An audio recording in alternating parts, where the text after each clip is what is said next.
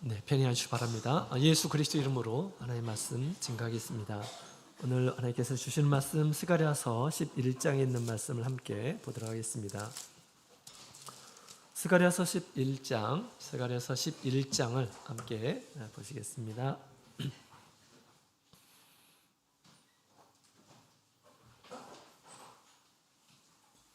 스가랴서 11장 우리 1절부터 17절까지 있는 말씀 먼저 한 구절씩 교독하도록 하겠습니다. 11장 1절 레바논아 내 문을 열고 불이 내 백향목을 사르게 하라. 너 잣나무여 곡할지어다. 백향목이 넘어졌고 아름다운 나무가 산의 성수의 나무 곡할지어다. 무상의 살림이 들어졌다. 목자의 곡하는 소리가 나며 그 영화로운 것이 회멸되었음이로다. 어린 사자의 부르짖는 소리가 나며 이는 유단의 자랑이 황무하였음이로다. 는 잡힐 양떼를 먹이라. 산자들은 그들을 잡아도 죄가 없다 하고 판자들도 말하기를 내가 부욕해 되었은즉 여호와께 찬송하리라 하고 그 목자들은 그들을 불쌍히 여기지 아니하는도다.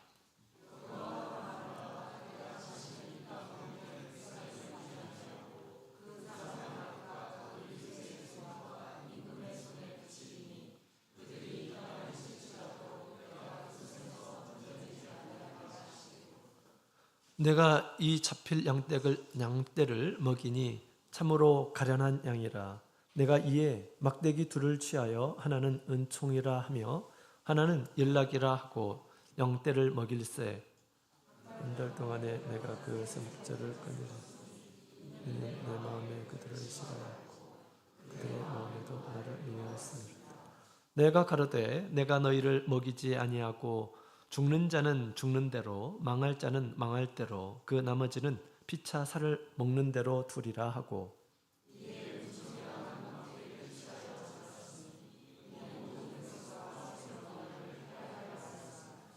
당일에 곧 패함에 내게 청종하던 가련한 양들은 이것이 여호와의 말씀이었던 줄 안지라. 내가 그들에게 이르되 너희가 좋게 그들 그렇지 아니하거든 그들이 곧 은섬식을 들어서 내 국가를 삼으리라.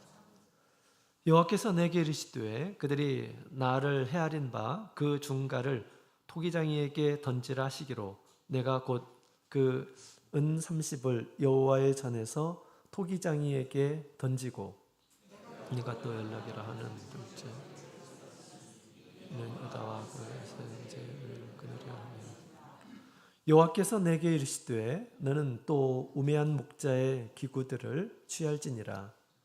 보라 내가 한 죄를 너가 없어진 나의 마음을 두지 아니하며 흩어진 자를 잡지 아니하며 상한 자를 고치지 아니하며 건강한 자를 먹이지 아니하고 오히려 살찐 자의 고기를 먹으며 또 그 굽을 찢으리라. 화 있을진저 양떼를 버린 못된 목자여 칼이 그 팔에 우편 눈에 이말이니 그 팔이 아주 마르고 그 우편 눈이 아주 어두우리라. 아멘. 할렐루야. 네, 반갑습니다. 안식일 시작하는 시간이죠. 우리 명절 때 잘 이렇게 보내시고 또 이렇게 안식일 날 하나님의 집에 저희를 불러 주셨습니다. 우리를 돌봐주시고 또 여기까지 인도해 주신 우리 주님께 감사드리고요. 이번 안식일에도 하나님께서 주신 이 안식으로 진정한 평안을 누리시는 귀한 안식일이 되기를 원합니다. 자, 오늘 이 시간에도 스가랴에서 있는 말씀을 함께 배우는 그런 시간을 갖도록 할 텐데요. 두 종류의 목자라고 하는 제목으로 함께 말씀을 나누고자 합니다. 이스라엘 백성들이 부지런히 성전을 건축하고 있는 가운데 하나님께서 선지자를 통해서 주신 말씀입니다. 또 이제 그들에게 이제 장차 이제 성전의 주인 되실 이 메시아에 대한 미래 예언도 이렇게 있었죠.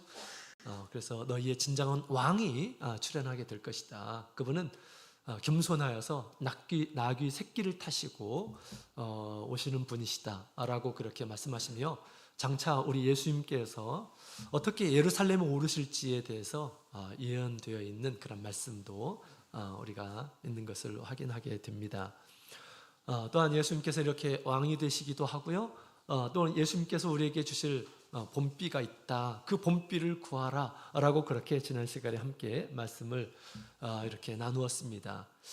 번개와 소낙비를 주어 흡족하게 주리라 라고 말씀하시면서 봄비를 구하라 라고 말씀하셨습니다. 이 말씀은 강물과 같이 우리에게 생명수를, 그래서 인간의 모든 갈급함을 채워주실 이 성령에 대한 예언의 말씀입니다. 우리 성령의 충만함을 통해서 우리 영혼의 모든 갈급함을 만족시키고 해결시켜 주신다라고 하는 그러한 예언의 말씀입니다. 이 봄비를 흡족하게 마시는 그 구원받는 그 성도들은 이제 크게 번성하게 될 것이고, 또 강한 군대가 되고, 또 그들을 통해서 하나님께서 열방을 구원하시고자 하는 도구로 삼게 하시겠다라고 이렇게 주님께서 약속을 하셨습니다. 우리 사도교회가 정말 그랬죠. 성령의 충만함으로 시작되어서 그들이 자기 자신을 세우고 마치 영적인 큰 군대가처럼 자기 자신을 구원할 뿐만 아니라 모든 열방들을 이렇게 구원시키는 그런 일들을 우리가 성경을 통해서 볼 수가 있습니다. 이제 우리는 봄비의 시대, 그죠? 봄비의 시대에 우리가 살아가고 있어요. 그래서 성령의 충만함, 하늘의 능력을 우리가 소유하게 되었을 때 하나님께서 우리를 통해서 그 거룩한 사명을 이루시고자 주님께서 말씀하고 있습니다. 아직 우리가 그렇게까지 되기에는 아직은 좀 부족하지요? 그래서 우리가 끊임없이 주님의 은혜와 진리 가운데서 점점점 장성해 나가야 되겠습니다. 하루하루 하나님의 예수님께서 베푸시는 그런 은혜에 충만하도록 기도를 그치면 안 되겠죠. 또한 우리 주님께서 주시는 진리를 늘 날마다 먹으며 우리가 자라나야 하겠습니다. 영적인 성전 건축은 바로 우리 예수님을 왕으로 모시고 끊임없이 성령의 충만함을 구하는 삶이다 라고 그렇게 말을 할 수가 있습니다. 그것이 이 성령이 충만하게 되었을 때 우리 주님께서는 우리를 그렇게 강한 군대로 또 열방을 구원하는 이런 사람으로 주님께서 우리를 쓰시겠다라고 그렇게 말씀을 하시는 것이죠. 우리를 통해서 그러한 일들이 이루어지기를 간절히 소망합니다. 또한 오늘 우리에게 주시는 그런 말씀이 우리 삶 가운데서 온전히 이루어지기를 원합니다. 우리 먼저 우리 1절부터 3절까지 있는 말씀을 보게 되면 먼저 우리 하나님께서 이 레바논의 이 자랑거리가 없어질 것에 대해서 예언을 하시는 그런 말씀이 나오죠. 자, 우리 1절에 있는 말씀 같이 읽어볼까요? 시작. 레바논아 내 문을 열고 불이 내 백향목을 사르게 하라. 아멘. 레바논의 좋은 자랑거리, 이것들이 다 사라지게 되는 날이 있다라고 그렇게 얘기를 하고 있습니다. 레바논의 자랑거리가 뭡니까? 여러 나무예요. 나무들입니다. 좋은 나무들이 레바논에는 있었어요. 그래서 살림을 이루고 있었습니다. 그래서 여기 보면 백향목이 나오고요. 또 여기 보면 잣나무가 나오고요. 또 상수리 나무가 나오고요. 아름다운 나무들이 많이 있었음을 얘기해 주고 있습니다. 이것들은 우리 집을 짓는 또 고급 또 큰 집을 이렇게 짓는데 주로 사용되었던 목재들입니다. 특별히 이 백향목이 나오는데요. 백향목에는 이제 그 나무의 송진이 향기를 낸다고 그래가지고 백향목이라고 이렇게 표현을 하는데요. 이 백향목은 나뭇결이 굉장히 곱습니다. 그리고 단단하고요. 그 다음에 크게 반듯하게 이렇게 자라나요. 그래서 최고의 목재로 이렇게 옛날부터 알아주는 그런 나무였습니다. 여러분, 우리 레바논의 국기의 상징, 국기를 보게 되면 가운데 나무가 소나무처럼 나무가 있습니다.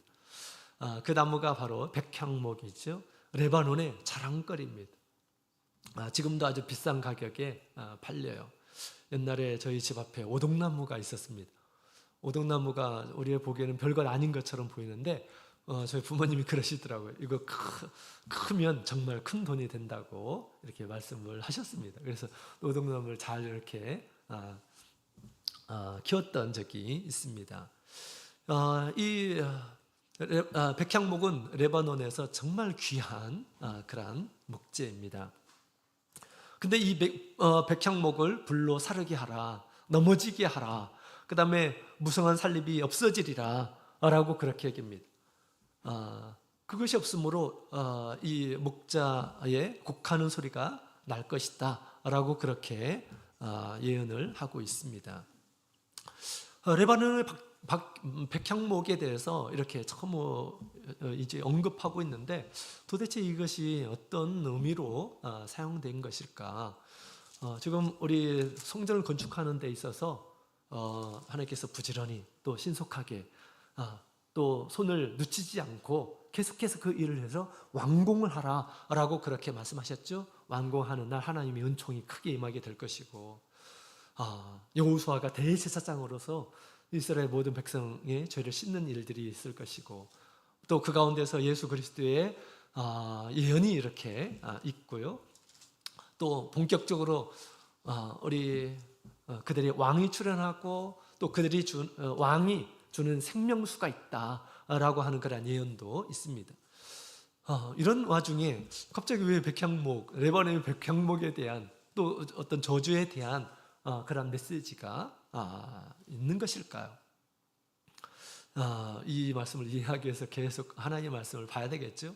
계속 연관성을 가지고 또 앞에 있는 내용과 뒤에 있는 내용들을 계속해서 보면서 하나님 앞에 구하면서 이 의미가 무엇인지를 이해해야 하겠습니다. 자, 우리 레바논의 백향목은 도대체 무엇을 상징하는 것일까? 여러분, 우리 이스라엘 백성들과 또 이스라엘 나라와 백향목이 상관이 없는 것이 아니죠.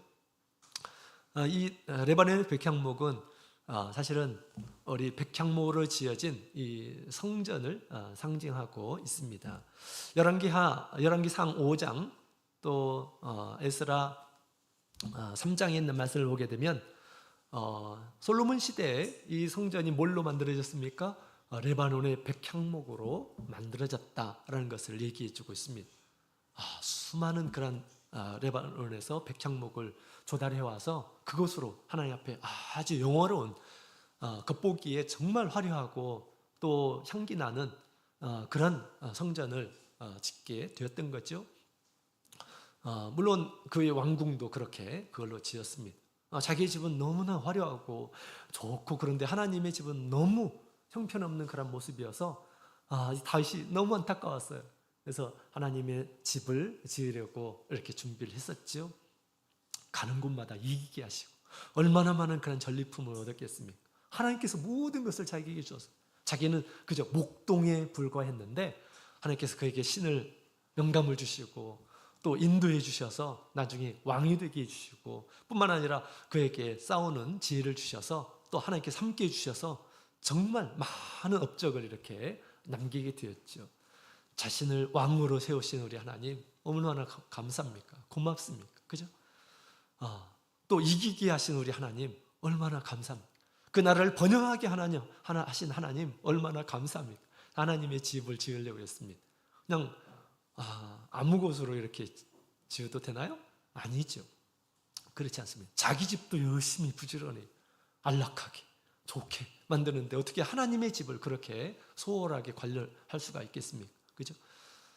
그래서 그가 이제 레바논에서 백향목을 조달해서 정말 최고의 성전, 그 다음에 금 보석으로 치장된 정말 좋은 그런 성전을 만들었던 것이죠. 자, 그런데 이 레바논의 백향목이 불로 사라지게 될 것이고 또 넘어지게 될 것이고 엎드러지게 될 것이고 없어진다라고 그렇게 이야기를 하고 있습니다. 이건 성전 파괴에 대한 그런 예언의 말씀이죠. 과거에도 있었습니다. 하나님의 성전이 그렇게 백향목으로 너무 멋지게 이렇게 만들어졌는데 그것이 파괴가 되었습니다. 그것이 불살라졌습니다. 지금도 부지런히 성전을 짓고 있는데 나중에 또 그럴 수도 있다라고 하는 것이에요. 과거에 있었던 걸 이후에도 또 있겠죠. 도대체 이 백향목으로 만들어진 하나님의 성전이 왜 이렇게 불로 타서 없어지고 사라지게 될 것인가? 왜 성전이 파괴되어야만 되는 것인가? 왜 그 원인이 도대체 무엇인가에 대해서 성경이 예언이 되어 있는 것이죠. 과거에도 그랬고 앞으로도 그렇게 될 것임을 얘기하고 있습니다. 여기에는 이스라엘의 목자와 굉장히 연관성이 있음을 얘기해주고 있습니다. 그래서 백향목이 없음으로 인해서 목자들이 곡하였다, 곡하는 소리가 났다라고 그렇게 이야기를 하고 있죠. 또 목자를 어린 사자로 또 언급을 하고 있습니다. 목자의 곡하는 소리가 났다. 그래서 이 성전 파괴와 그 다음에 목자와 관련성이 있음을 지금 이야기를 하고 있는 것이죠. 도대체 어떤 일이 일어난 것일까? 무엇 때문에 성전이 이렇게 파괴가 되는 것일까? 자, 우리 4절부터 우리 17절에 있는 말씀을 보게 되면 목자들로 인해서 우리 하나님께서 크게 진노하셨음을 얘기하고 있는 것입니다. 목자들로 인해서 하나님께서 크게 진노하셨어요. 분노하십니다. 또 왜 그 백향목이 뭐 잘못한 것이 있습니까? 그 목자들로 인해서 이 백향목을 불사르겠다라고 하는 그런 말씀입니다. 자, 이 목자는 양떼를 돌보는 이러한 사람을 목자라고 그렇게 이야기를 하죠. 목동, 양치기라고도 합니다. 좀 고급스럽게 목자라고 그렇게 표현을 하는 거죠. 목자의 일은 무엇입니까? 양떼를 돌보는 그런 일들이에요. 그래서 보호하고 안전한 곳으로 인도하고 잘 먹이고 좋은 곳으로 인도해서 잘 먹이고 또 위험한 것은 그리 가지 못하도록 막아야 되겠죠.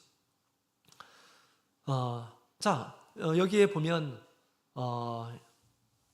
우리 하나님께서 우리 4절에 있는 말씀을 함께 읽어볼까요? 4절 같이 읽겠습니다. 시작.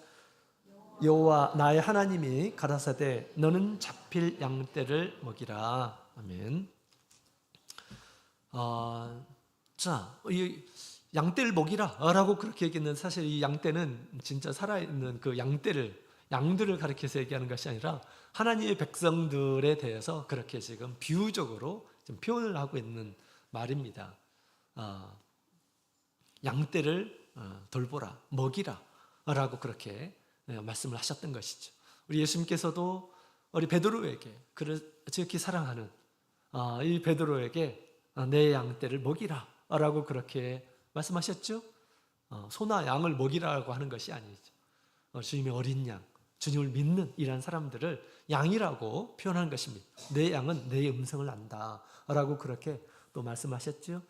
이스라엘 백성들을 양떼라고 그렇게 우리 하나님께서는 지금 말씀을 하시는 것입니다. 하나님의 백성을 양떼라고 그렇게 얘기합니다. 그럼 목자는 무엇일까요? 목자는 양떼를 돌보는 자들을 가리켜서 목자라고 그렇게 지금 표현을 하고 있는 것입니다. 우리 8절에 있는 말씀을 보게 되면 이런 말씀이 있어요. 8절 같이 읽어보도록 하겠습니다. 같이 읽겠습니다. 시작. 한 달 동안에 내가 그 세 목자를 끊었으니 이는 내 마음에 그들을 싫어하였고 그들의 마음에도 나를 미워하였음이라. 아멘. 자, 여기 보게 되면 이 선지자가 하나님께서 주신 예언과 또 하나님께서 이 대화로 이끌어가는 그런 말씀 가운데에서 그가 한 일, 아마도 영 안에서 이루어지는 그러한 일들 같습니다. 그리고 또 이 내용에는 우리 예수님께서 또 이 세상에 오실 것에 대해서 또 예수님께서 당하실 것에 대해서도 또 예언되어 있는 그런 말씀이 있습니다. 그래서 장차 오실 우리 예수님께서 어떤 모습으로 오실 것인가에 대한 그런 내용들도 이렇게 포함이 되어 있는 거죠. 그래서 여기 보면 우리 한 달 동안에 내가 그 새 목자를 끊으리니 라고 그렇게 얘기하고 있습니다. 이스라엘을 이제 돌보는 목자 셋을 끊겠다라고 그렇게 얘기하고 있습니다. 이 새 목자는 도대체 누구를 가리켜서 얘기하는 것일까요? 사실 우리 공적으로 하나님께서 하나님의 백성들을 잘 돌보도록 하나님께서 세운 그런 직분이 있습니다. 그 직분들이 있어요. 크게 세 직분이 있습니다. 세 직분. 그래서 첫 번째로는 왕이죠. 왕. 이스라엘 백성들을 그 권세를 가지고 잘 다스리도록 하나님께서 세우신 자가 바로 왕인데, 왕은 우리 이스라엘 백성들을 잘 돌보라고 세운 목자다라고 그렇게 말할 수가 있습니다. 당연하죠. 하나님 백성들을 돌보는 자가 목자인데 왕이 그 일들을 해야 하는 것입니다.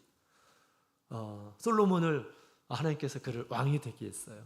그래서 내가 어떻게 하나님의 백성들을 잘 이끌까? 나는 지각도 부족하고 아는 것도 별로 없는데 그들이 재판을 요구할 때 내가 어떻게 재판할 수 있는가? 하나님 저에게 분별력을 주십시오. 그래서 하나님의 백성을 잘 돌볼 수 있도록 시비를 잘 가려줄 수 있도록 좀 그렇게 저에게 지혜를 주십시오. 하나님 앞에 구했습니다. 그 기도가 하나님 앞에 너무 합당했어요. 왜냐하면 하나님께서 그를 다스리도록 왕을 세웠는데 그 다스리는 일들을 잘할 수 있도록 하나님께 구했다라고 하는 것입니다. 이건 자기를 위해서 구한 것이 아니에요. 솔로몬이 지혜를 구했다고 해서 우리도 지혜가 다 나도 솔로몬처럼 지혜를 구해야지. 자기 유익을 위해서 구하는 것이 아니라 하나님의 유익을 위해서, 또 백성들의 유익을 위해서 그렇게 기도했던 것입니다. 그래서 하나님께서 이 왕은 이 백성들을 다스리는 왕 목자로 이렇게 세운 것입니다. 또한 제사장이 목자입니다. 제사장들이 바로 목자였어요. 이스라엘 백성들을 하나님 앞에 이끌고 하나님 앞에 정결케 하는 일들을 하고 하는 그 거룩한 직분을 소유한 이러한 사람들입니다. 그래서 하나님께서 이렇게 거룩한 직분을 맡는 이러한 사람들을 하나님께서 분별하시고 기름으로 머리에 바르시고 성결케 하셨죠. 구별하셨습니다. 하나님이 일을 하도록 그렇게 했던 것이죠. 또 한 가지의 직분이 있다고 한다면 선지자입니다. 선지자.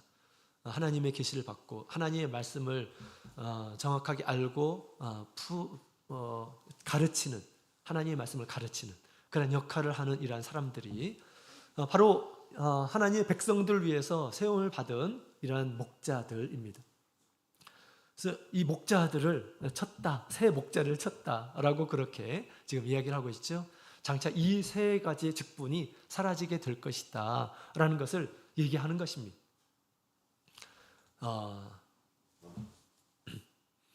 자, 그런데 우리 하나님께서 이제 너는 잡힐 양떼를 먹이라 라고 그렇게 말씀하셨죠. 스가랴에게, 선지자에게 이 잡힐 양떼를 먹이라 라고 말씀하셨습니다. 양떼는 양떼인데 잡힐 양떼다 라고 그렇게 이야기를 하죠. 잡힐 양떼. 왜 그럴까요? 나중에 보면 6절에 보면 그들이 하나님을 떠나고 하나님의 말씀을 지키지 않고 반역을 하고 그렇기 때문에 하나님께서 그들을 이방 임금들에게 원수들에게 놓아주시겠다라고 하는 것입니다. 그들이 붙잡히도록 하겠다라고 하는 것입니다. 원수들에게 붙잡혀서 짓밟히는 운명에 처해져 있는 이런 사람들임을 얘기해 주고 있습니다. 하나님의 백성들이 하나님 보시기에도 약하고 무지하고 그들을 제대로 세워주지 않으면, 이끌지 않으면 제대로 자기 자신을 지킬 수 없는 이런 사람들임을 얘기하고 있는 것입니다. 곧 있으면 잡히게 될, 그죠? 우리 그림자로 보여준 이 과거의 모습, 그들이 이방인에 의해서 붙잡혀 사로잡히는 이런 모습을 보게 됐죠. 영적으로 보게 되면 사로잡혀 있었어요. 누구에게 사로잡혀 있었나요? 마귀에게 늘 사로잡혀 있는 것입니다. 그래서 나중에 육신의 모습으로 역사를 통해서 보여주고 있는 것이에요. 그래서 우리 하나님께서는 그들을 목자를 세워서 그들에게 권세를 주어서 그 권세로 그들을 잘 보호하도록 하시고, 또 그들에게 지식을 주어서 말씀을 주셔서 말씀으로 잘 인도하도록 목자를 세운 것입니다. 또 하나님께서 은총을 그들에게 주셔서 그들이 회복하는 방법, 그들이 죄악을 깨끗이 할 수 있는 그런 방법을 주셔서 그들로 하여금 늘 하나님 앞에서 새로워지도록, 거룩함을 입도록 하나님께서 제사장을 주신 것입니다. 제사장을 주고 왕을 주고 그 다음에 선지자를 주어서 그 일들을 하도록 한 것이죠. 그러나 이 목자들이 그런 일들을 제대로 수행을 하지 못했다라고 하는 것입니다.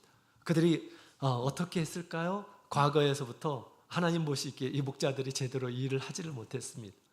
또 앞으로도 이 목자들이 그 일들을 제대로 하지 않게 되면 어떻을까요? 하나님의 성전이 위태로워질 것임을 얘기해주고 있는 것입니다.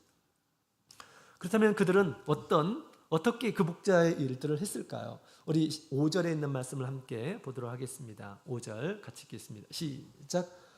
산자들은 그들을 잡아도 죄가 없다 하고 판자들을 말하기를 내가 부욕해 되었은즉 여호와께 찬송하리라 하고 그 목자들은 그들을 불쌍히 여기지 아니하는도다. 아멘.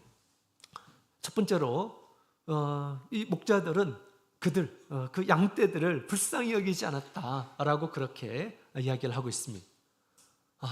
그 양떼들이 붙잡혀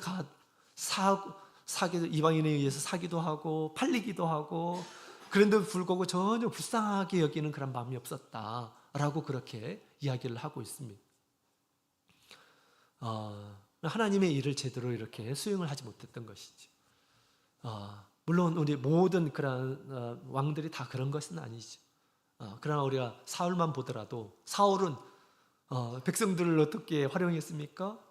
자기의 권세를 유지하는 그런 수단으로 이렇게 활용한 것을 보게 됩니다. 그죠? 그들을 위해서 왕이 있는 것이 아니라 왕을 위해서 백성들이 있는 그런 존재로 전락시키고 맙니다. 그들을 불쌍히 여기지 않았어요. 백성들을 돌보는 일들을 중요하게 생각하지 않았다라고 하는 것입니다. 그래서 이후에 이제 성경을 보게 되면 선한 왕보다 악한 왕들이 더 많은 그런 모습들을 보게 됩니다. 왕이 그러면 그 신하들은 얼마나 더 그럴까요? 그죠? 그들은 양떼를 불쌍히 여기지 않았습니다. 그 다음에 또 16절에 있는 말씀을 함께 볼까요? 16절 16절 같이 읽겠습니다. 시작. 보라, 내가 한 목자를 이 땅에 일으키리니 그가 없어진 것을 마음에 두지 아니하며 흩어진 자를 찾지 아니하며 상한 자를 고치지 아니하며 강건한 자를 먹이지 아니하고 오히려 살찐 자의 고기를 먹으며 또 그 굽을 찢으리라. 아멘. 자, 두 번째로는 양떼를 전혀 돌보지를 않았다라고 그렇게 이야기를 하고 있습니다. 마음에 두지를 않았고 흩어진 자를 찾지도 않았고 상한 자를 고치지도 않았고 강한 자를 먹이지 않았고, 그 다음에 오히려 그 양들을 자기 이익의 수단으로 그것을 잡아먹고 살찐 것을 고기를 먹고 또 그 굽을 찢으리라 라고 그렇게 이야기를 하고 있습니다. 목자들이 양을 그 자기 이익의 수단으로 활용을 하였다라는 것을 보게 됩니다. 돌보지 않을 뿐만 아니라 이렇게 우리 악하게 이 양떼를 대했습니다. 자, 그 다음에 세 번째로는 양떼를 버렸다라고 그렇게 얘기합니다. 17절 같이 읽겠습니다. 시작. 화 있을 진저 양떼를 버린 못된 목자여, 칼이 그 팔에 우편 눈에 그 팔이 아주 마르고 그 우편 눈이 아주 어두리라. 아멘. 자, 하나님께서 그 목자들을 보았을 때 하나님께서 이 못된 목자, 양떼를 버린 그런 목자들에 대해서 우리 하나님께서 이제 진노하시고 그들에게 화를 내리실 것을 말씀을 하고 있습니다. 양떼를 버렸어요. 양떼를 돌보라고 했는데 양떼를 버리는 그런 모습. 자, 이것은 우리 하나님 앞에 정말 자기의 직분을 제대로 수행하지 못한 그런 모습이죠. 그래서 우리 하나님께서 지금 지금 레바논 백향목에 대해서 이렇게 얘기한 것입니다. 목자들이 거하는 것이 어디입니까? 왕들이 거하는 것이 어디예요? 왕궁이지 않습니까? 그죠? 왕궁이 뭘로 만들어졌습니까? 백향목으로 만들어졌어요. 백향목, 왕궁. 그죠? 성전도 뭘로 만들어졌어요? 백향목으로 만들어졌고, 그죠? 제사장들이 어디에 겁니까? 거기에 거하는 거예요. 왕들이 거기에 거하고, 그죠? 그 백향목을 사르겠다라고 그렇게 말씀하고 있는 것입니다. 다시 말하면 그들이 이제 거할 곳이 없을 것임을 얘기하고 있습니다. 그 목자들이 거할 곳이 사라지게 될 것을 얘기하고 있는데, 이것은 과거에도 이렇게 있었죠. 과거에도 정말 하나님께서 주신 그런 은혜로 말미암아서 그들이 궁정에서 살았고, 또 그들이 아주 화려한 백향목이 있는 금과 보석으로 치장되어 있는 그 집에서 그 직분을 이렇게 수행했었습니다. 그러나 그들이 합당한 그런 일들을 하지 않기 때문에, 양떼들 제대로 돌보지 않았기 때문에 하나님께서는 그들을 패하시겠다라고 그렇게 말씀을 하시는 것입니다. 그들이 다음에 결코 거할 수 없을 것이다 라고 그렇게 말씀하셨습니다. 하나님께서 주실 영광이 이제 끝이 났다라는 것을 얘기하고 있습니다. 그래서 어떻게 됐습니까? 예수님께서 오시고 나서 이런 직분들이 다 사라졌어요. 그죠?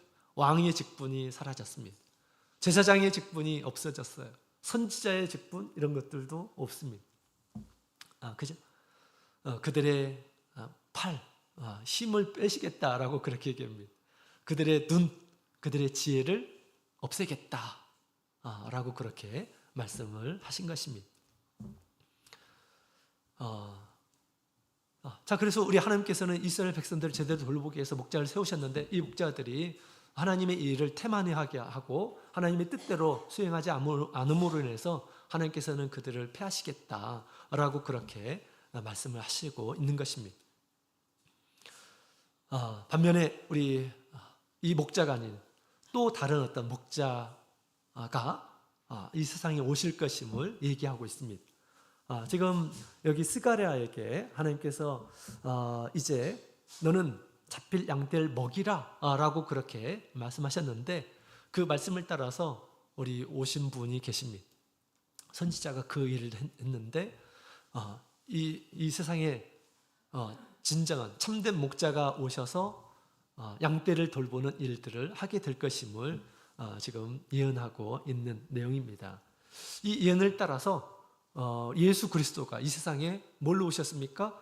바로 선한 목자로 오셨음을 우리에게 얘기해 주고 있습니다. 7절에 있는 말씀을 보니까 내가 이 잡힌 양떼를 먹이니 참으로 가련한 양이라 라고 그렇게 얘기하고 있습니다. 스가랴의 눈에 봤을 때도 이 양들은 너무나도 가련한 양들이다 라고 그렇게 이야기를 하고 있는 거죠. 가련한 양, 불쌍한 그런 양, 그 양을 먹였다. 이제 7절에 보면 내가 이 잡힐 양떼를 먹이니, 그 다음에 또 마지막 구절에 양떼를 먹일세 라고 그렇게 이야기를 하고 있죠. 이 예언의 말씀을 따라서 우리 예수님께서 이 땅에 목자로, 이렇게 선한 목자로 예수님께서 오셨습니다. 선한 목자로 오셔서 본 우리 하나님의 백성들의 모습을 보았을 때 마태복음 9장 36절에 있는 말씀을 보게 되면 이런 말씀이 있어요. 마태복음 9장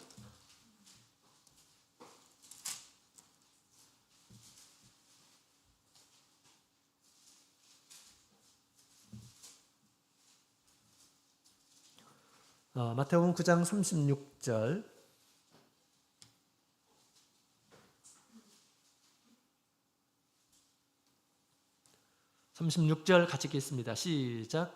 무리를 보시고 민망히 여기시니 이는 저희가 목자 없는 양과 같이 고생하며 유리함이라. 아멘. 예수님께서 이 세상에 오셨을 때 많은 사람들이 예수님 옆에 왔죠. 그 무리를 보았을 때 예수님 보시기에 너무너무 불쌍하게 보였다라고 하는 것입니다. 마치 목자 없는 양의 모습으로 늘 고생하며 유리하는 모습을 보았어요.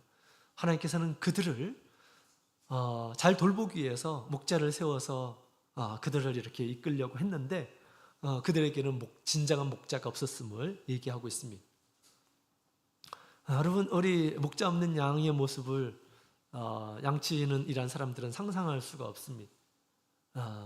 왜냐하면 양들은 눈이 제대로 시력이 안 좋아가지고 어디를 가야 할지를 몰라요. 그래서 목자 없는 양은 그냥 맹수의 먹잇감에 불과합니다. 그죠? 사자가 나타나고 곰이 나타나고 늑대가 나타났을 때 뭐 피할 수 있는 수단이 없어요. 우리 하나님 보시기에 우리 인간의 모습이 바로 그렇다라고 하는 것을 얘기해 주고 있습니다. 한 사람 한 사람 자기 자신을 스스로 지킬 수도 없고 어떻게 해야 할지를 모르는 그런 모습들을 보게 됩니다. 그래서 우리 예수님께서는 예수님의 눈에 우리 인생의 모습이 바로 이와 같은 잡힐 양태의 모습으로 이렇게 보였던 것입니다. 뿐만 아니라 목자 없는 양은 맹수의 먹잇감이듯이 사실은 목자가 없는 양은 마귀의 먹잇감에 불과합니다. 마귀의 시험과 유혹에 금방 넘어지고 악하게 되고 사람이 하나님 앞에 징벌을 받아야 될 이런 운명에 불과하다라고 하는 것입니다. 그런 모습을 우리 예수님께서 너무 불쌍히 여겨주셔서 우리 예수님께서 이 세상에 몸을 가지고 이 세상에 오셨죠. 선한 목자로 이 세상에 오셨습니다. 그래서 나쁜 목자는 어떻게 했습니까? 불쌍히 여기지 않았어요. 그러나 예수님께서는 그들을 불쌍히 여기셨습니다.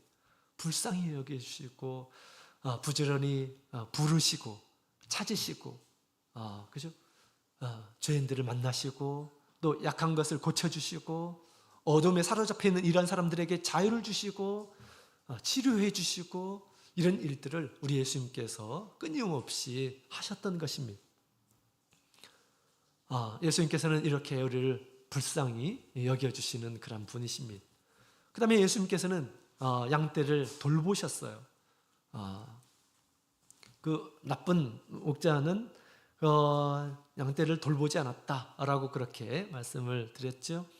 돌보지 않았어요. 그러나 예수님께서는 양을 잘 돌보았습니다. 어떻게 돌보았습니까? 두 가지의 막대기로 돌봤는데요. 스가랴서 있는 말씀을 보게 되면 두 가지의 막대기를 가지고 돌보았음을 얘기해주고 있습니다. 같이 한번 읽어볼까요? 10절 7절에 있는 말씀을 함께 읽어보겠습니다. 7절 읽겠습니다. 시작. 내가 이 잡힐 양떼를 먹이니 참으로 가련한 양이라. 내가 이에 막대기 둘을 취하여 하나는 은총이라 하며 하나는 연락이라 하고 양떼를 먹일세. 두 개의 막대기를 가지고 돌보았다라고 그렇게 이야기를 하고 있습니다. 주님께서는 이렇게 우리를 돌보고 계심을 얘기해 주고 있습니다. 첫 번째 막대기는 은총이라고 하는 그런 막대기를 가지고 돌보았어요. 은총.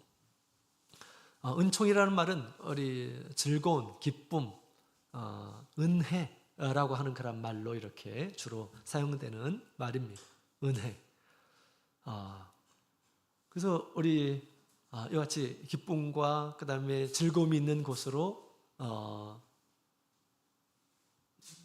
양떼들을 돌보았다라고 그렇게 이야기하고 있죠. 양떼들에게 있어서 제일 시급한 문제는 사실은 안전하게 보호가 돼야 돼요. 그죠? 안전하게 보호.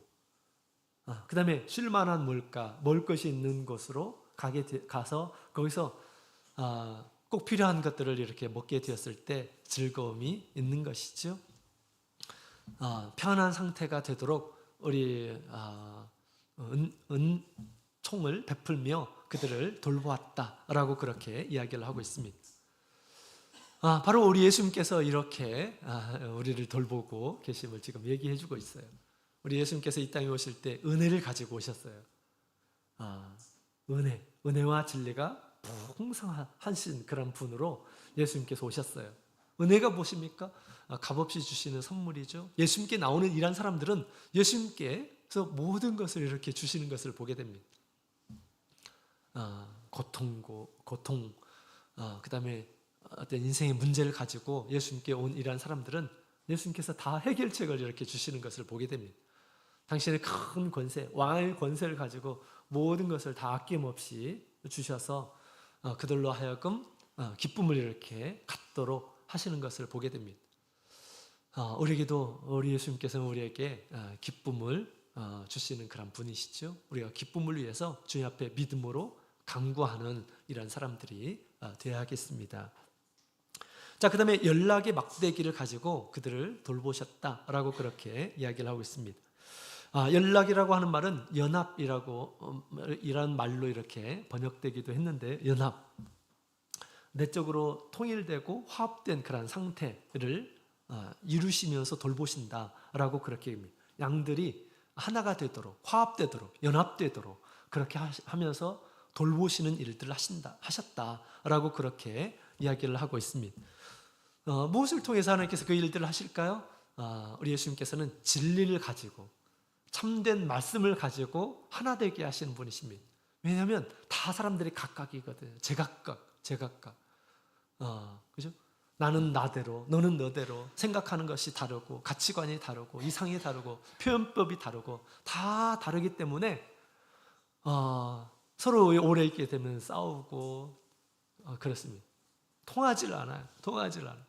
그러나 예수님께서는 연합되도록 하신다라고 그렇게 얘기하고 있습니다. 진리 안에서 하나가 되도록 그렇게 하시는 그런 분이심을 얘기해주고 있습니다. 그래서 우리가 주님 안에서 하나가 되는 그런 이유도 우리 주님께서 주신 진리 안에서 우리가 참된 진리를 우리가 높이고 그 말씀을 따라하게 될 때 진정 우리가 하나가 될 수 있음을 알 수가 있습니다. 자, 그 다음에 우리 주님께서는 양떼를 버리지 않으시는 분이시죠. 우리 못된 목자는 양떼를 버렸다라고 그렇게 얘기합니다. 자기에게 필요하지 않은 양떼를 버려요. 옛날에 그랬다는 것이죠. 그러나 우리 예수님은 선한 목자로 오셔서 양떼를 살리기 위해서 오히려 자신의 몸을 이렇게 버리는 그런 모습을 우리에게 보여주셨어요. 참 사랑의 모습을, 진정한 목자의 모습을 우리 예수님께서 이렇게 친히 보여주신 것이죠. 그래서 예수님께서는 진정한 목자, 참으로 선한 그런 목자로 이 세상에 예수님께서 오셨습니다. 과거의 모든 이 목자들은 사실은 다 한계가 있는 그런 목자들이죠. 능력이 한계가 있어요. 가르침이 한계가 있습니다. 또 지식의 한계가 있죠. 그래서 다윗도 얼마나 좋은 그런 왕입니까? 그러나 또 왕이 어떻게 있습니까? 자기 충성된, 자기 이익을 위해서 충성된 이런 사람을 죽이기도 하고 이런 모습을 보게 됩니다. 그렇죠? 많은 제사장들이 있었지만 그러나 권력에 복속된 그런 제사장들이 또 많이 있는 것을 보게 됩니다. 왕이 시키는 대로. 그러니까 자기 목숨을 부지할 수 있으니까 바알의 제사장이 되고 아세라의 제사장이 되고 그런 것이죠. 돈을 많이 준다고 하니까 또 그리 가서 단지파의 집에 가가지고 제사장이 일을 하는 그런 모습들을 보게 됩니다. 그죠? 뇌물에 팔리는 그런 제사장. 이런 제사장의 모습들도 보입니다. 또 선지자도 마찬가지예요. 다 좋은 선지자만 있는 것이 아니에요. 지금 우리 선지서는 다 하나님께서 친히 선택하시고 계시하신 이런 선지서만 있어요. 그렇지 않고 뇌물을 좋아하는 그래서 예언하는 그런 선지자들도 많이 있고요. 참 선지자를 질투해가지고 막 그를 궁지에 빠뜨리고 그를 해야 하는 그런 선지자들도 얼마나 많이 있는지 모릅니다. 그런 다 한결처럼 한계가 있는 그런 목자들이었어요. 이제 우리 예수님께서 하나님께서 육신을 가지고 이 땅에 참된 목자, 선하신 그런 목자로 올 것임을 이렇게 지금 예언되어 있는 것입니다. 예수님께서는 왕이시기도 하시고 뿐만 아니라 우리 가운데서 진정한 목자로 모든 권세를 가지신 그런 분이시고 긍휼과 자비를 가지시고 우리를 회복시키시는 대제사장의 모습으로 오실 뿐만 아니라 참된 것을 가르치시는 선지자의 모습으로, 온전한 선지자의 모습으로 이 땅에 오실 것임을 지금 이렇게 예언하고 있는 것입니다. 그래서 한 달에 새 목자를 이제 끊으리라 라고 이렇게 얘기하고 있는 것입니다. 자, 이 목자로 오신 우리 예수님을 미워하고 대적하는 이러한 사람들에게는 어떻게 하신다라고 그렇게 말씀하십니까? 우리 은총의 막대기를 자르겠다, 또 연락이라고 하는 막대를 자르겠다라고 그렇게 말씀하셨습니다. 그들에게는 이제 긍휼이 없는 그런 심판이, 은총을 이제 받지 못하도록 하겠다라고 하는 것입니다. 긍휼이 없는 심판이 그들에게 임할 것이다. 참된 목자로 예수님께서 오셨는데 그 욕절을 거절하는 것이에요. 받아들이지 않는 이러한 사람들, 예수님을 미워하는 이러한 사람들에게는 방법이 없음을 지금 얘기하고 있는 거죠. 그래서 긍휼 없는 심판이 임하게 됐고 또 연락의 막대를 자르겠다라고 그렇게 얘기합니다. 연합되지 못한다라고 하는 것입니다. 그 공동체는 늘 분쟁이 있고 다툼이 있게 될 것임을 우리 예수님께서 이렇게 말씀을 하신 것입니다. 또 예수님께서 이제 목자로 오셔서 양을 이렇게 먹이시는데 그 고가를 요청을 하게 됩니다. 지금 이 스가랴가 그렇게 요청을 하죠. 근데 그 스토리에서 그렇게 얘기를 합니다. 그가 선한 목자로서 이렇게 양들에게 양떼를 이렇게 치는데 그 고가, 그 품삯을 이렇게 요구를 했어요. 그랬더니 그 품삯을 얼마나 주었을까요? 자, 12절에 있는 말씀, 12절, 13절 같이 읽어보겠습니다. 시작. 내가 그들에게 이르되 너희가 좋게 여기거든 내 고가를 내게 주고 그렇지 아니하거든 말라. 그들이 곧 은 30을 달아서 내 고가를 삼지라.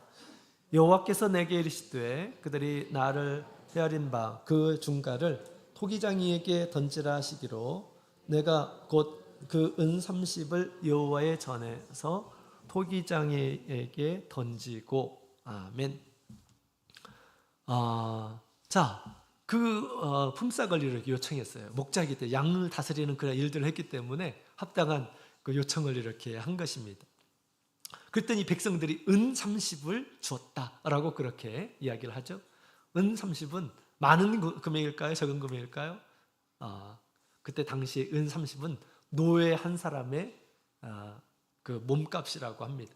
노예 한 사람, 종의 몸값으로 헤아려 줬다라고 그렇게 이야기를 하고 있습니다.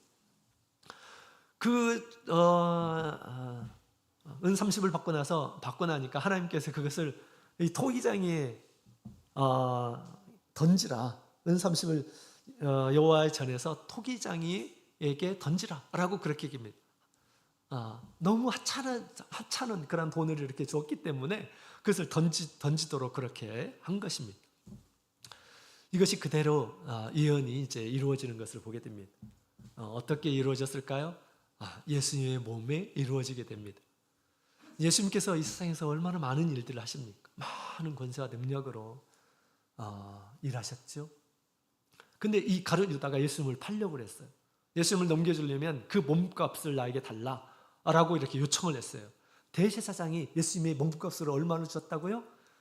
은 30을 줬다는 것입니다. 은 30. 노예 한 사람의 몸값으로 줬다라고 하는 것입니다. 가룟 유다가 그걸 받았어요. 예수님의 몸값을 받았습니다. 예수님의 몸값이 이것밖에 되지 않습니까? 예수님을 제대로 알지 못하는 이러한 사람들의 모습을 보게 되죠. 그죠? 그래가지고 이 가룟 유다가 나중에는 어떻게 했습니까? 자기가 잘못한 것을 깨달았죠. 그래서 그것을 다시 가지고 갔습니다. 그래서 대제사장에게 주었습니다. 대제사장은 이건 불의한 자의 그 몸값으로 주었으니 이것은 성전에 드릴 수 없다라고 했죠. 그래가지고 토기장이의 밭을 사서 나그네들이 죽었을 때 이제 묻는 그 무덤으로 이렇게 활용을 했다라고 그렇게 얘기하고 있습니다. 토기장이의 밭을 사가지고 나그네의 무덤으로 삼았다라고 하는 것입니다. 은 30을 가지고. 그렇게 우리 예수님의 이 말씀이, 예언의 말씀이 그렇게 이루어졌어요. 예수님께서 참된 선한 목자가 되셔서 이 세상에서 일하지만 세상 사람들은 그것을 알지 못하고 있음을 얘기해 주고 있습니다. 예수님께서는 이 예언의 말씀을 따라서 오셨고요. 또 이 예언의 말씀을 온전히 이루셨습니다. 요한복음 10장 1절에 있는 말씀을 보게 되면 예수님께서 당신 선한 목자이심을 이렇게 얘기하고 있습니다. 나는 양의 문이다 라고 말씀하시면서 이 문으로 들어가지 않는 자들은 다 절도이고 강도들이다 라고 그렇게 예수님께서 말씀하셨습니다. 이스라엘의 목자들로 보낸 이런 사람들이 많이 있었죠. 그러나 우리 예수님을 미워하고 대적하고 하는 이러한 사람들이 되었습니다. 사실은 그들은 하나님 앞에 진정한 목자가 아니라 양을 해치는 절도이고 강도였습니다. 예수를 믿지 않고 참된 선한 목자로 오셨는데 예수를 믿지 않는 그러면서 양을 돌보는 이러한 사람들은 그 양들 제대로 관리할 수 없는 이러한 사람들, 절도이고 강도, 도둑들이다 라고 그렇게 우리 예수님께서는 얘기하고 있는 것입니다. 예수님께서 이 세상에 오셨을 때 왕은 자기의 자리를 노리고 오는 줄로 이렇게 생각하고 그를 핍박하게 되죠. 또 제사장은 어떤 생각을 합니까? 제사장은 자기의 이익을 막 해롭게 하는 이러한 사람으로 예수님을 보았어요. 여러분, 당시 성전에 뭐가 있었습니까? 예수님 보시기에 막 양, 소, 비둘기 파는 이런 것들이 많이 있었어요. 예수님께서 채찍을 만들어서 그들을 다 내쫓았습니다. 또 돈 바꾸는 상이 있었어요. 예수님께서 상을 엎어버렸습니다. 뭐 하는 겁니까? 이게 지금 세금을 거두기 위해서 그런 수단을 쓰고 있는 것이에요. 성전은 누가 관리합니까? 제사장들이 관리해요. 그걸 가지고 지금 성전은 제사장들의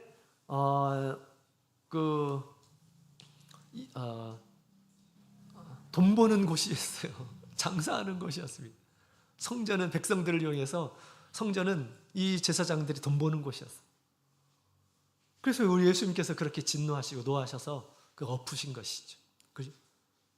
하나님께서 보내신 이 목자들인데 그들이 예수님을 어떻게 여깁니까? 자신들의 이익을 해롭게 하는 자다라고 생각하고 예수님을 미워하고 대적하고 그랬었던 것이죠.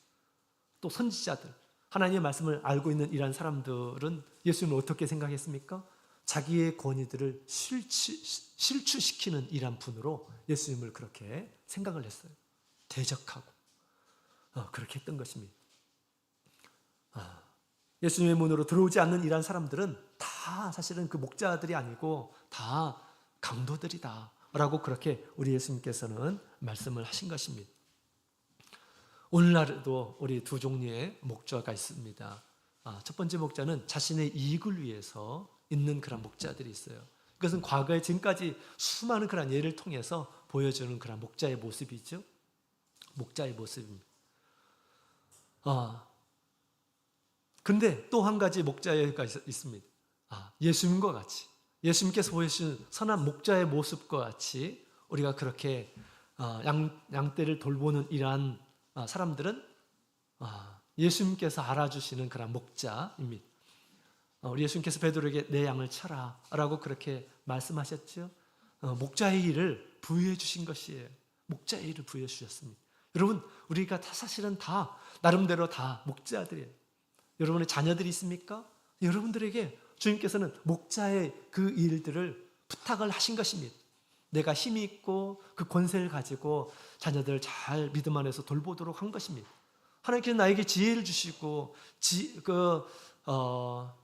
지혜를 주시고, 그죠? 지식을 주시고 또 나에게 믿음을 주셔서 우리 자녀들을 잘 이끌라고 주님께서 그렇게 우리에게 주신 것이에요. 목자의 직분을 주신 것입니다. 그 일들을 전혀 아랑곳하지 않고 그저 자기의 어떤 세상적인 그런 생각으로 우리 자녀들을 이끈다고 한다면 예수님께 이끌지 않고 이렇게 이끈다고 한다면 우리 잘못된 목자의 표본이 되는 것입니다. 우리 그렇게 생각하면 돼요. 우리 자녀들은, 또한 우리 교회 안에서 믿음의 자녀들은 하나님께서 그들을 잘 이끌라고 우리에게 주신 그런 직분임을, 목자의 직분은 특별히 목자들에게만 있는 것이 아니고 양떼들을 둔 모든 일한 사람들에게, 교회의 직분을 가진 일한 사람들, 또 먼저 믿은 일한 사람들, 또 가정의 가장들, 이런 사람들에게 다 사실은 목자의 직분을 우리 주님께서 주신 것입니다. 권세를 주시고 지식을 주시고 은혜를 얻게 하시고 그걸 가지고 우리 양떼를 잘 돌보라고 주님께서 주신 것이죠. 그 일에 우리가 옛날에 과거에 성전이 사라지게 되는 이런 목자들과 같은 그런 모습으로 우리가 양떼를 돌봐서는 안 되겠습니다. 교회를 돌봐서는 안 되겠습니다. 예수님께서 우리에게 가르쳐 주신 그런 모습대로 우리가 가르쳐야 되겠습니다. 여러분, 영적인 성전 건축은 무엇입니까? 부지런히 예수님의 모습을 우리가 배우면서 선한 목자 되신 예수님을 계속해서 배워나가는 것이죠. 예수님께서 나를 어떻게 지금 이끌고 계시는가. 열심히 배웠다고 한다면 또 어떻게 해야 할까요? 예수님을 닮아서 부지런히 우리가 육신의 자녀뿐만 아니라 믿음의 자녀들을 잘 돌보는 그런 사람이 되어야 하는 것입니다. 성전이 온전하게 건축되었을 때 예수 그리스도의 선한 목자 되신 그분을 온전히 알게 되는 것이고요. 그런 이 모습을 가지고 주님께서 우리에게 주신 사명을 온전하게 이루는 것이 우리 목자의 사명이다라고 그렇게 말할 수가 있겠습니다. 과거에 실패한 그런 목자가 아닌 우리 예수님께서 친히 보여주신 그 목자의 모습으로 우리가 점점점 회복해서 하나님의 양떼를 돌봐서 구원으로 이끄는 우리 모든 성도님들이 다 되시기를 예수님의 이름으로 축원드립니다. 다 같이